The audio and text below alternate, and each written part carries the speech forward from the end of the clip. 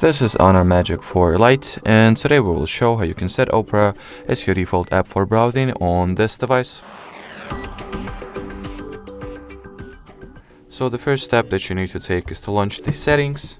Next, enter the apps category, go for the default app section, browser app, and in here simply select Opera, just like that. Alrighty, there is also the second way to do that, directly from the Opera application itself. So let's go ahead and launch it. At the bottom right corner you need to tap on your avatar, then on this cog icon in order to be forwarded straight to the settings.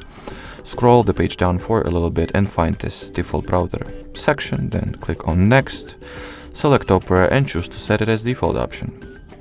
Alrighty, so that would be it for this video. Thank you so much for watching and bye bye.